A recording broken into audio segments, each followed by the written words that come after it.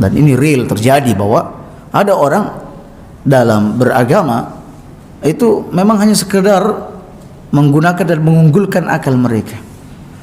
Untuk dalil-dalil dia tidak begitu terlalu suka, karena ada dalil-dalil yang menurut dia tidak masuk di akal, tidak sesuai dengan akal sehat. Itu menurut mereka.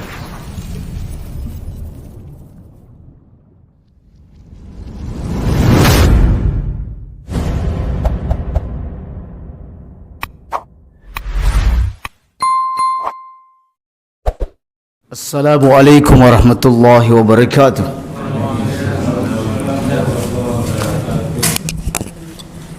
Innal hamdalillah nahmaduhu wa nasta'inuhu wa nastaghfiruh wa na'udzu billahi min sururi anfusina wa min sayyiati a'malina.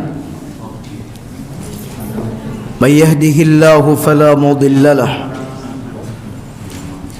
ومن يضلل فلا هادي له أشهد أن لا إله إلا الله وحده لا شريك له وأشهد أن محمدا عبده ورسوله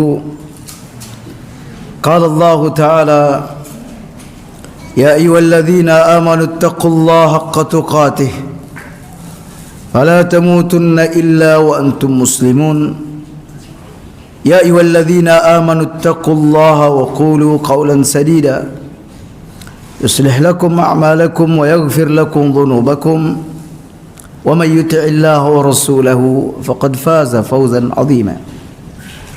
أما بعد، الحمد لله على نعمته تتم الصالحات، الحمد لله على كل حال. Kembali kita membuka majlis ilmu kita ini setelah pelaksanaan Idul Adha yang memang sejatinya nanti dijadwalkan pekan mendatang. Namun kami lihat ada waktu yang kosong bisa dimanfaatkan. Oleh karena itu kami menghubungi Pak Dokter supaya hari Ahad malam Senin atau malam Senin ini diadakan kajian, arti alias bahwa ini kajiannya mendadak, sifatnya mendadak, dan temanya pun berpindah. Yang semestinya dikaji di waktu pagi kami ajukan di waktu maghrib ini. Kaum muslimin, sebagaimana yang telah kita ketahui bersama bahwa kita sekarang berada di bulan haram. Di bulan haram. Maksud bulan haram ini kaum muslimin adalah Allah Subhanahu wa taala mengharamkan di bulan-bulan haram tersebut, yaitu Dzulqa'dah, Dzulhijjah, Muharram, kemudian Rajab. 4 bulan ini Allah Subhanahu wa taala mengharamkan berperang di dalamnya. Jadi dinamakan bulan haram, bulan-bulan haram lantaran Allah Subhanahu wa taala mengharamkan berperang di dalamnya. Bukan berarti bahwa diperbolehkan berperang di luar bulan-bulan tersebut. Tidak seperti itu. Tetapi yang dimaksud ayat ini bahwa 4 bulan haram ini adalah penekanannya lebih kuat, keharamannya lebih keras dibanding di bulan-bulan yang lainnya. Dan kaum muslimin, bahwa bulan haram ini bukanlah bulan keramat sebagaimana yang dikatakan oleh sebagian orang, sehingga ada di antara mereka menghindar untuk melakukan pernikahan, menghindar dari beli barang, ya, atau lain sebagainya, atau membangun rumah. Ini keyakinan seperti ini tentu salah, karena ini bagian daripada at-tatayyur, menganggap sial terhadap bulan, terhadap waktu. Ini adalah bagian daripada kesyirikan. Kemudian kaum muslimin, bahwa di bulan Muharram ini pada tanggal 10 Muharram atau disebut dengan Ashura, kita dianjurkan untuk berpuasa. Nabi SAW pernah ditanya tentang puasa Ashura, beliau menjawab yukaffirus sanatal madiyah, bahwa puasa Arafah ini puasa Ashura ini menghapus dosa setahun yang lalu. Dan lebih sempurna jika dilakukan puasa sehari sebelumnya, ya, diiringi dengan puasa sehari sebelumnya, yaitu pada tanggal 9 yang disebut dengan Tasu'ah, 9 Muharram, 9 lalu 10. Sebab para sahabat SAW, para sahabat Nabi itu berkata kepada Nabi atau mengadu kepada Nabi bahwa orang-orang Yahudi juga sama berpuasa, sama waktunya berpuasa dengan orang-orang Muslim pada tanggal 10 Muharram. Kemudian kata Nabi SAW, seandainya aku masih hidup tahun depan, ya, atau insya Allah tahun depan, saya akan berpuasa sehari sebelumnya. Namun belum sampai tahun berikutnya Nabi SAW meninggal dunia. Namun sekalipun Nabi belum pernah mengerjakannya, berpuasa sehari sebelum tanggal 10 Muharram adalah hal yang dianjurkan. Adapun jika seseorang terluput pada tanggal 9 Muharram alias dia hanya berpuasa 10 Muharram, maka tidak ada kesunahannya menggantinya pada tanggal 11 Muharram. Tidak. Ketika seseorang hanya berpuasa pada tanggal 10 Muharram, maka ia telah mendapatkan keutamaan tersebut, yaitu terhapusnya dosa setahun yang lalu. Demikian kaum muslimin sekilas tentang bulan Muharram. Kita lanjutkan beberapa poin terkait dengan kitab Syarhus Sunnah karya Imam Al-Barbahari rahimahullahu ta'ala. Beliau berkata, wa'alam annaha lam takun zandaqah. Ketahuilah bahwa tidak terjadi yang namanya zandaqah. Zandaqah ini adalah nifaq. Ya, di masa Nabi disebut dengan munafik pelakunya. Kalau sekarang disebut dengan zindik. Ya, zindik. Ini bahasa dari Persia kalau tidak salah. Namun sudah terarabkan. Jadi zindik ini sama dengan orang munafik. Dia menampakkan keimanannya namun menyembunyikan kekafirannya. Tidaklah terjadi yang namanya kezindikan, wala kufurun, tidak juga kekufuran, wala syukukun, tidak juga kebimbangan, wala bid'atun, tidak juga bid'ah, wala dhalalatun, tidak juga kesesatan, wala hayratun fid din, tidak juga keraguan dalam agama. Ini semua tidak terjadi illa minal kalam wa ahlil kalam wal jadal wal mira wal khusumah. Itu tidak lain bersumber dari ilmu kalam dan para pemilik ilmu tersebut, yaitu ahli kalam. Kaum muslimin, ilmu kalam itu adalah ilmu di mana seseorang membahas persoalan-persoalan agama berlandaskan dengan akal, lebih kepada akal, lebih mengunggulkan, lebih mendewakan akal dibanding dalil-dalil syar'i dari Al-Quran, Sunnah. Sekalipun mungkin tujuannya adalah untuk membela akidah ini atau membantah teori-teori kebatilan dari kalangan orang-orang filsafat. Ya. Dan ilmu kalam ini sebenarnya lahir dari rahim ilmu filsafat itu sendiri. Ya.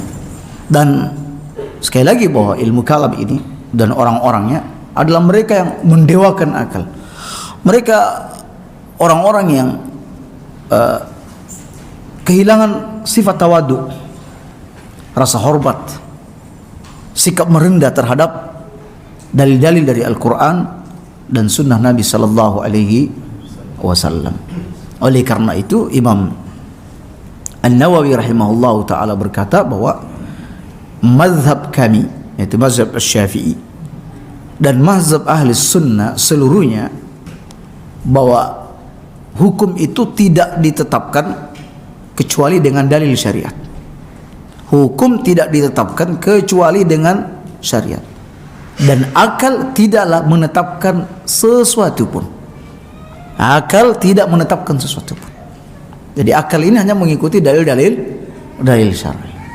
Ya, karena kaum muslimin kita menyaksikan, dan ini real terjadi, bahwa ada orang dalam beragama itu memang hanya sekedar menggunakan dan mengunggulkan akal mereka. Untuk dalil-dalil dia tidak begitu terlalu suka, karena ada dalil-dalil yang menurut dia tidak masuk di akal, tidak sesuai dengan akal sehat. Itu menurut mereka. Ya, jadi munculnya kerusakan-kerusakan dalam beragama seperti yang disebutkan oleh pengarang, kezindikan, kekufuran, bid'ah, kesesatan, kebimbangan, keraguan dalam agama disebabkan orang-orang seperti ini. Ya. Baik. Bukan cuma itu saja, juga disebabkan karena jadal, mira dan khusumah, berjidal, berdebat, bertikai untuk perkara-perkara yang sudah jelas dan pasti dalam urusan agama ini. Ya. Sudah pasti.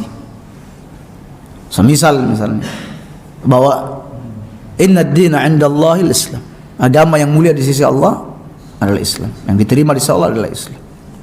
Masih ada saja orang yang mengaku dirinya sebagai muslim menganggap bahwa agama-agama yang lain juga sama diterima di sisi Allah. Ya. Sama-sama masuk surga, karena mereka sama-sama ingin juga menyembah Tuhan walaupun dengan penyebutan yang berbeda. Al-Quran amat jelas kok melarang wanita muslimah menikah dengan orang-orang kafir. Tapi mereka mengatakan, kenapa tidak diperbolehkan? Boleh-boleh saja, sama manusia kok, masa tidak diperbolehkan? Nah, kaum muslimin, ini orang mendebat ayat yang sudah pasti adanya, tentang ayat-ayat poligami misalnya ya. Mereka mendebat, mereka menolak, mereka mengingkari, padahal ayat-ayatnya misalnya sudah jelas yang tidak perlu diperdebatkan. Adapun kaum muslimin nanti perdebatan untuk mencari kebenaran, ya, untuk mengunggulkan kebenaran, atau perdebatan untuk menghilangkan syubhat yang dimiliki oleh seseorang, ya, maka tentu perdebatan seperti ini diperbolehkan. Atau untuk menarik sebuah kesimpulan hukum yang masih samar, ya, lalu diambil dalil-dalil dari Al-Quran dan Sunnah lalu diperdebatkan. Nah, hal ini tentu diperbolehkan. Tetapi yang kita maksud di sini adalah perkara-perkara yang sudah jelas dalam agama. Ya, masih diperdebatkan. Tidak perlu kaum muslimin. Nah, sikap yang benar sebagai seorang pengikut ahli sunnah wal jamaah adalah seperti yang dikatakan oleh pengarang berikut ini. Wal ujbi, dan alangkah heran atau alangkah menakjubkan. Wa kaifa yajtari'u ar-rajulu 'ala al-mira'i wal khusumah wal jidal. Bagaimana orang itu bisa lancang, ya, berdebat, berjidal, berselisih, bertikai tentang perkara-perkara yang hak, perkara-perkara yang sudah jelas dalam agama. Wallahu ta'ala yaqul, padahal Allah berfirman, ma yujadilu fi ayatillah illa alladhina kafaru. Tidak ada orang yang mendebat, tidak ada yang mendebat ayat-ayat Allah kecuali orang kafir. Ya, yang punya sikap seperti itu hanya orang kafir yang mendebat ayat-ayat Allah. Dan Anda bisa menyaksikan orang yang mengaku diri muslim, yang pemikirannya liberal, ya, mereka mendebat ayat-ayat Allah Subhanahu wa taala yang sudah pasti, ya, membawa ketidakpasti, sudah pasti dibawa ketidakpasti. Walaupun semua orang tahu bahwa ini adalah hal yang dipaksa-paksakan, tahu mereka. Ya, baik. Fa'alika bit-taslim. Ini sikap kita ahli sunnah wal jamaah dalam beragama terhadap dalil-dalil Al-Quran dan Sunnah. Alika bit-taslim. Hendaklah anda berserah diri, anda tunduk, War-ridha, dan rela, menerima semuanya. Apapun yang difirmankan oleh Allah Subhanahu wa taala, yang disabdakan oleh Rasulullah sallallahu alaihi wasallam, yang akal kita mungkin belum mencapainya, terima saja. Sambut, terima. Amalkan. Jika sifatnya menuntut untuk beramal. Yakini jika sifatnya menuntut kita untuk meyakininya. Ya, ini sikap kita, at-taslim war-ridha bil adhar. Wal kaffi was-sukut. Menahan diri untuk tidak berjidal, untuk tidak berdebat. Menahan diri. Ya, semisal tentang memperlakukan bejana yang dijilati oleh anjing, di mana dibasuh 7 kali. Basuhan yang pertama menggunakan tanah yang bercampur dengan air. Ya, lalu kemudian dibasuh sebanyak 7 kali. Nah, kaum muslimin, hadis-hadis seperti ini sudah terima. Ya, hadis tentang bersiwak, terima. Hadisnya sudah jelas, sahih. Ya. Tidak perlu dimentahkan, diperdebatkan dan lain sebagainya, enggak perlu. Ya, kita hanya dituntut untuk menerima dan mengamalkannya. Nah, dan begitu juga dengan ayat-ayat dan hadis-hadis yang lain yang terkait dengan hal seperti ini. Wal kaffi was sukun. Diam, tidak usah berdebat. Ya, kalau ada orang tidak mengerti, dipahamkan. Dia minta penjelasan, kasih penjelasan. Tapi kalau dia tidak terima dan hanya ingin berdebat, ya sudah. Maaf mas, saya hanya sekedar menyampaikan. Kalau anda hanya ingin bermaksud untuk berdebat, maka tidak perlu. Tapi jika anda bertanya ini dalam rangka untuk meminta tambahan, untuk menghilangkan subhat yang ada pada anda, maka mari kami akan berikan tambahan penjelasan. Dan etika ini kaum muslimin tampaknya hilang, ya, di tengah anak-anak muda kita masa kini. Bahkan tidak anak muda, orang tuanya saja. Di media sosial kalau ada hal-hal yang ini, ya sering terjadi perdebatan. Perdebatannya karena hanya ingin mengunggulkan pendapat dia, bukan untuk mencari kebenaran. Nah, baik. Jadi begini kita bersikap terhadap dalil-dalil syariat. Sukut, diam, al-kaffi, dan menahan diri untuk tidak untuk berjidal, untuk berdebat atau berselisih untuk perkara-perkara yang sudah jelas dalam syariat. Kemudian poin berikutnya, qala al-muallif, kata pengarang kitab ini, wal imanu bi anna Allah yu'adzibul khalqa fin nari fil aghlali wal ankali was salasil. Beriman bahwa Allah Subhanahu wa taala menyiksa makhluknya. Allah menyiksa makhluknya, yaitu manusia dan bangsa jin. Finnar, itu di dalam neraka, di dalamnya. Fil aghlal wal ankal was salasil. Ia dibelenggu, ya, dan dirantai. Ya, alias kedua tangannya dibelenggu di lehernya, diberi rantai, diberi tali, dan dicampakkan ke dalam api neraka. Wan naru fi ajwafihim, dan neraka ada di dalam rongga mereka. Wa fawqahum wa tahtahum, begitu juga api ada di atas dan ada di bawah, alias mereka benar-benar ada di dalam neraka. Wa dzalika annal jahmiyata, ini sengaja kami peringatkan, kata penulis, kami ingatkan, itu karena sekte Jahmiyah, ya, di antaranya Hisham Al-Futi, ada salah seorang tokohnya namanya Hisham Al-Futi. Ia berkata, innama yu'adzabullahu 'indan nar, hamba itu hanya diazab oleh Allah di sisinya neraka, samping, enggak di dalamnya. Ya. Bahkan kaum muslimin ada juga orang, bahkan masih ada dai yang berkata bahwa hamba muslim ketika masuk neraka itu nggak panas, hanya ya kayak dibius, disuntik, nggak merasakan panas dalamnya. Ya, tetapi ini semua tidak dasarkan dengan hadis-hadis yang sahih. Baik. Dan ini lebih parah, bahwa hamba itu disiksanya, hamba Allah saja, amanah saja, orang kafir, orang mukmin itu tidak di dalam neraka tapi di pinggirannya. Ya. Kata pengarang, raddan 'ala Allah wa rasulih. Ini menolak keputusan Allah dan menolak keputusan Rasulullah sallallahu alaihi wasallam. Menolak ayat-ayat Allah dan menolak sabda-sabda Nabi sallallahu alaihi wasallam. Allah Subhanahu wa taala berfirman, "Ulaika hum waqudun nar." Mereka itu orang-orang kafir akan menjadi bahan bakar di dalam neraka. Berarti ini ada di dalam. Ya. Nabi sallallahu alaihi wasallam bersabda, "Awwalu man tusa'aru bihimun naru yaumal qiyamah."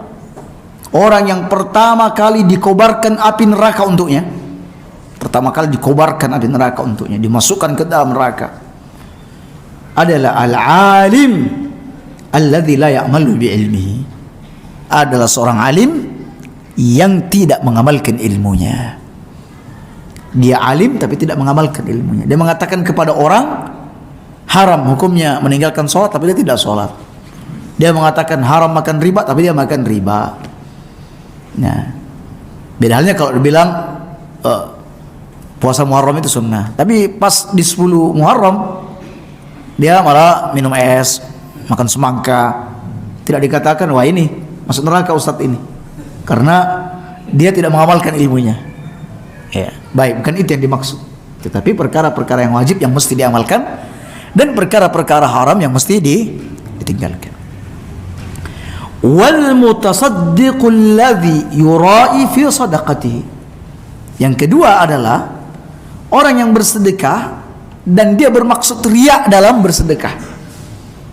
Ya. Bersedekah. Tapi kalau dia tidak riya, ini amalan bagus tentunya.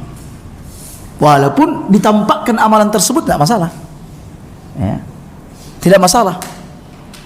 Jadi itu semua kembali ke persoalan hati. Anda bersedekah terang-terangan, monggo. Sembunyi-sembunyi lebih bagus lagi. Tapi hindari yang namanya riya. Ya. Kemudian kaum muslimin yang ketiga, wal mujahidul ladzi yura'i bi jihadihi. Dan orang yang berjihad di jalan Allah yang bermaksud riya dalam jihadnya tersebut. Hanya Anda dikatakan dia sebagai seorang pemberani, dia seorang mujahid, dia seorang ini dan seorang itu. Ya, jadi ini disebutkan dikobarkan api neraka untuknya. Berarti dia ada di dalam neraka, bukan di pinggiran neraka. Juga Nabi SAW bersabda, "Yu'ta birrajul yaumal qiyamah." Nanti pada hari kiamat didatangkan seorang laki-laki, fa yulqa fin nari, lalu dicampakkan ke dalam neraka. Fatandaliku aqtabu batnihi, maka berurailah isi-isi perutnya, berhamburan isi-isi perutnya. Fayaduru biha kama yadurul himar birraha, lalu ia berputar-putar, ya, berputar-putar dengan ususnya tersebut sebagaimana keledai berputar-putar di sekitar penggilingan. Ya, kemudian penduduk neraka bertanya kepadanya, "Loh, kok sampai ada di sini? Bukannya sampai dulu yang sering mengajak kami kebaikan dan mencegah kepada kemungkaran?" Katanya, "Iya. Tapi saya juga yang mengerjakan kemungkaran itu dan meninggalkan pula ya kebaikan yang aku perintahkan." Nah, jadi ini menyebutkan ada di dalam api neraka. Kita seperti ini ya. Sebenarnya tidak pernah terbayang oleh kita bahwa orang disiksa di pinggir ini. Cuma ada kelompok seperti ini. Ya, dan pengarang hanya mengingat-ingatkan saja. Kalau ada orang punya keyakinan seperti itu, maka ketahuilah bahwa pemikiran itu menyimpang dan pasti salah. Keluar dari akidah ahli sunnah wal jamaah. Baik kaum muslimin. Qala al-muallif, kata muallif, ini poin yang terakhir. Wa'lam anna salatal fardhata khamsu salawatin, ketahuilah bahwa salat fardu itu ada 5 salat. Itu salat 5 waktu yang kita kenal. Seorang Arab Badui datang kepada Nabi sallallahu alaihi wasallam dan berkata, "Ya Rasulullah, madza faradallahu alayya minas shalah?" Salat apa sih yang Allah wajibkan untukku? Ya, salat apa yang Allah wajibkan untukku? Kata Nabi, "As-salawatul khamsa illa an tatawwa syai'an." Salat 5 waktu. Kecuali jika kau mau menambahkan dengan salat sunnah yang lainnya. Sehingga ini dalil oleh mayoritas ulama bahwa salat selain 5 waktu itu hukumnya adalah sunnah, tidak sampai berhukum wajib. Baik. La yuzadu fihinna wa la yunqasu fi mawaqitiha. Untuk salat 5 waktu ini tidak boleh ditambah dan tidak boleh dikurangi dari waktu-waktunya. Ya.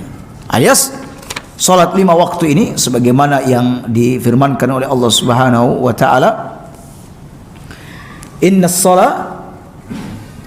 salata kanat 'alal mu'minina kitaban mawquta. Bahwa salat itu memiliki waktu-waktu yang sudah ditentukan bagi orang-orang yang beriman. 5 waktu. Jadi tidak boleh kurang dan tidak boleh lebih dari itu, tidak boleh lewat dari itu. Ya, misal waktu duhur. Waktu duhur itu dimulai dari ketika matahari sudah tergelincir dari titik tengahnya. Ya, tergelincir hingga kemudian bayang-bayang sama panjangnya. Berarti ini duhur.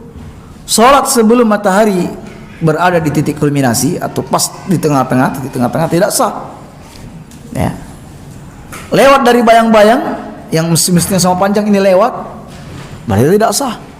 Karena itu sudah masuk waktu asar. Sementara waktu asar hingga matahari terbenam. Nah, alias waktu asar ini ada waktu yang utama. Waktu utama yaitu ketika berakhirnya salat duhur hingga matahari belum menguning. Ya. Kemudian ada waktu menguning.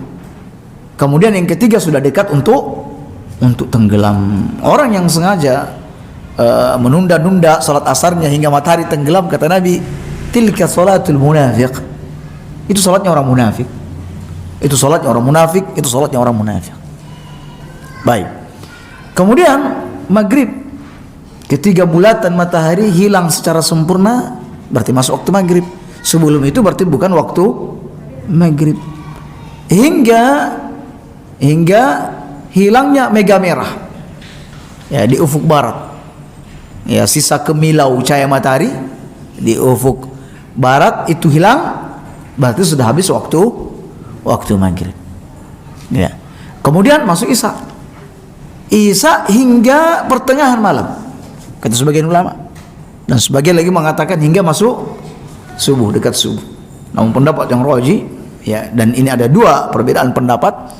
Pendapat yang rajih hingga tengah malam, dan mengukur tengah malam itu adalah ketika matahari terbenam, kemudian ketika masuk waktu subuh, fajar masuk.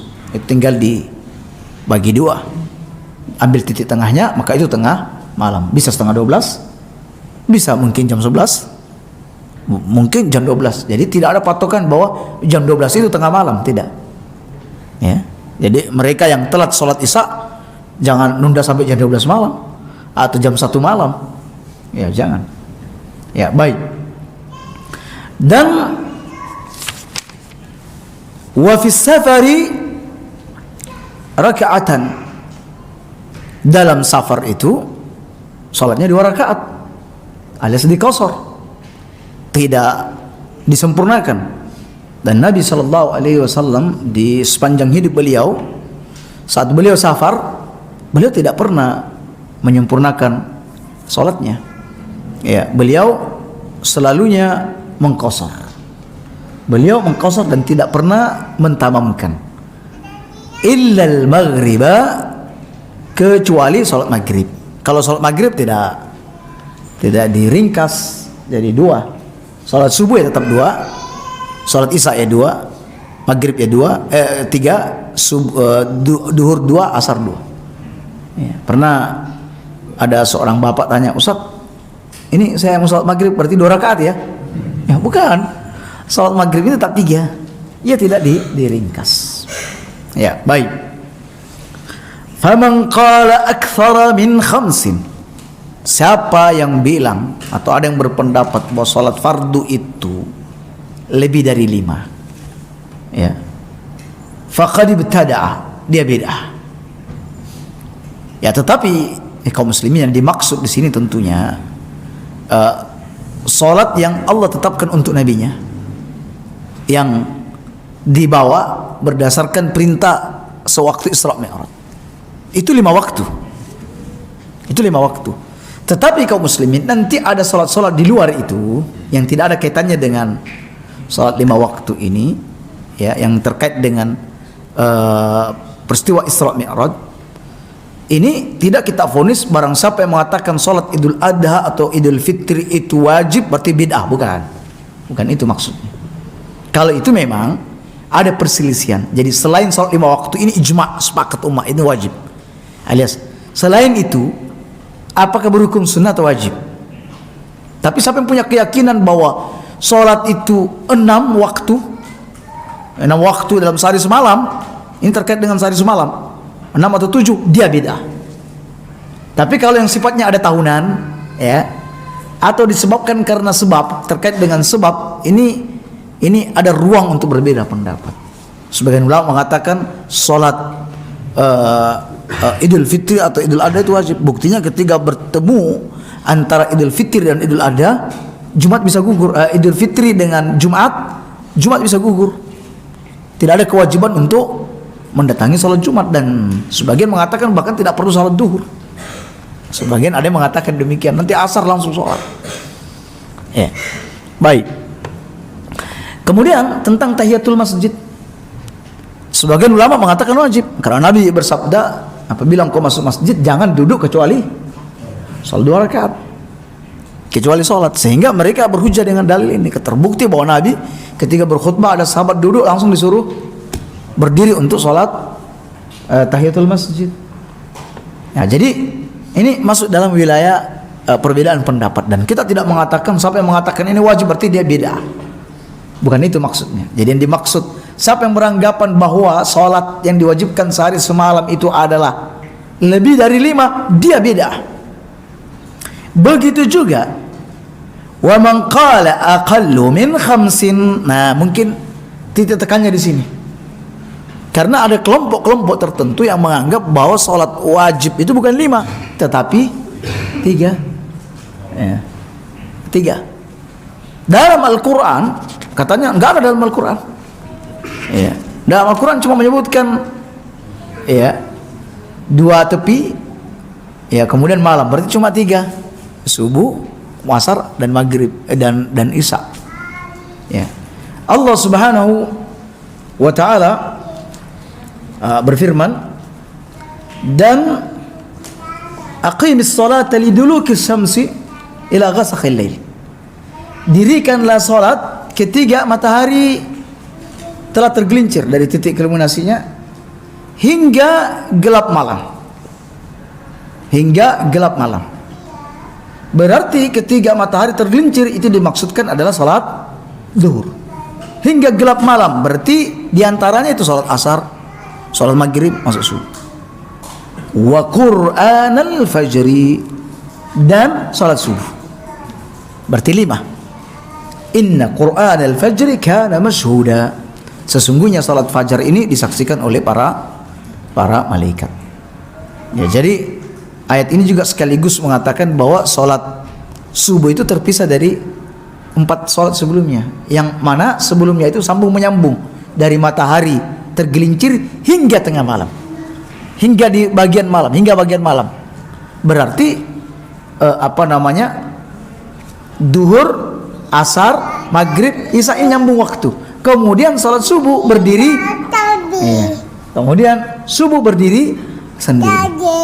Ya. Kemudian berdiri sendiri. Baik. Kemudian kaum muslimin, la yaqbalullahu syai'an minna illa liwaqti. Allah tidak menerima satu salat ini pun kecuali jika dikerjakan pada waktunya. Ustaz tidak mengatakan pada awal waktunya. Ya, ini beda ketika kita menyebutkan awal waktu dan pada waktunya. Kalau Ustaz menyebutkan Allah tidak menerima kecuali awal waktunya, ini keliru. Karena waktu salat itu terbentang misalnya dari duhur hingga mendekat ke asar. Asar nanti mendekat ke maghrib. Maghrib nanti mendekat ke isya. Itu waktu. Cuma lebih utama jika dikerjakan di awal waktu untuk beberapa sholat. Kalau sholat isya lebih utama di sepertiga atau di dekat kepada akhir. Ya. Nah, baik. Kecuali kaum muslimin, orang yang tertidur atau lupa, lalu dia mengerjakan di luar waktunya, maka sholatnya sah. Nabi SAW bersabda, "Man nasiya salatan aw nama anha." Siapa yang lupa sholat atau tertidur, falyusalliha idza dzakaraha, maka hendaklah ia mengerjakannya kapan ia sadar, kapan ia ingat. Jadi kapan dia ingat, kerjakan pada waktu itu juga. La kafarata la illa dzalik. Tidak ada dendanya kecuali itu. Tidak ada dendanya kecuali itu. Baik. Illa ayyakuna nisyanan, kecuali jika dia lupa. Fa innahu ma'zur, dia itu uzur. Dia kena uzur. Terus bagaimana kalau tidak lupa? Sengaja meninggalkan sholat. Apakah orang seperti ini juga mesti mengganti sholatnya? 20 tahun yang lalu nggak sholat karena belum mengerti agama, ngerti wajibnya sholat tapi malas. 20 tahun yang lalu, ya 15 tahun nggak sholat, 10 tahun nggak sholat. Ini gimana? Apakah dia mengganti atau tidak? Ya, sebagian ulama, bahkan mayoritas ulama mengatakan bahwa mesti menggantinya. Alias dengan alasan kalau lupa saja disuruh ganti, apalagi sengaja menggunakan dalil. Sebagian ulama, sebagian kecil ulama, dan ini pendapat yang rajih, enggak, karena dia meninggalkannya dengan kesengajaan, dia cukup bertobat. Ia tidak menggantinya, sebab ini yang disuruh mengganti karena lupa dan karena ketiduran. Siapa yang lupa karena tidur? Kalau sengaja berarti tidak. Kalau sengaja berarti tidak. Ini untuk orang yang lupa dan orang yang ketiduran. Tidak ada unsur kesengajaan. Jangan dipakai dalil kalau lupa saja disuruh ganti, apalagi sengaja. Ya enggak tepat. Ya kurang tepat pendalilannya. Nah, jadi pendapat yang rajih, ya tampaknya ini pendapat yang rajih, bahwa ia tidak mengganti sholat-sholat yang terdahulu, tetapi dia cukup bertobat kepada Allah Subhanahu Wa Taala dan banyak melakukan kebaikan. Karena kebaikan itu menghapus keburukan. Baik, kemudian ya'ti biha idza dzakaraha. Bagi orang yang lupa atau yang tertidur, ia mengerjakan kapan ia ingat. Nabi SAW pernah kesiangan dari salat subuhnya. Ya. Di antara sahabat ada yang diminta untuk Bilal diminta untuk menjaga, ngeronda, menjaga maksudnya waktu subuh. Ternyata yang diminta untuk menjaga salat ini malah juga tidur. Hingga Nabi dan para sahabat terbangun ketika matahari sudah meninggi. Maka Nabi SAW meminta kepada para sahabat untuk meninggalkan lembah tersebut.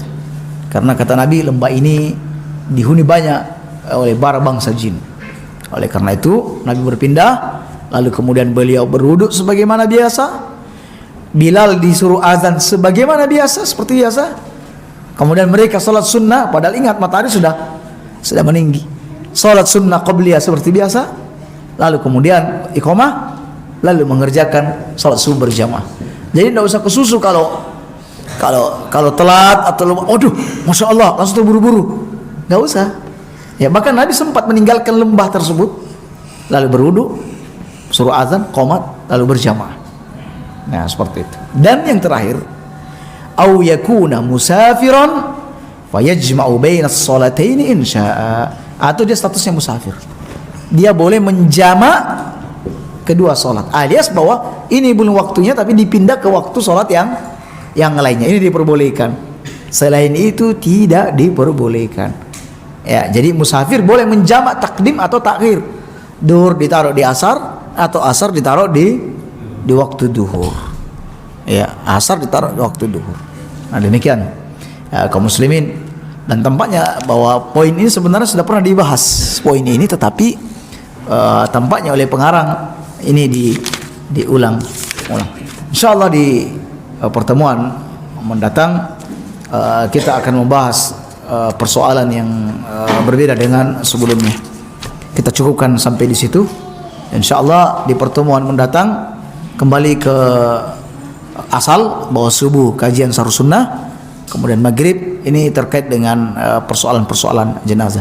Subhanakallah bihamdik, asyhadu an la ilaha illa anta astaghfiruka wa atubu ilaik. Assalamualaikum warahmatullahi wabarakatuh.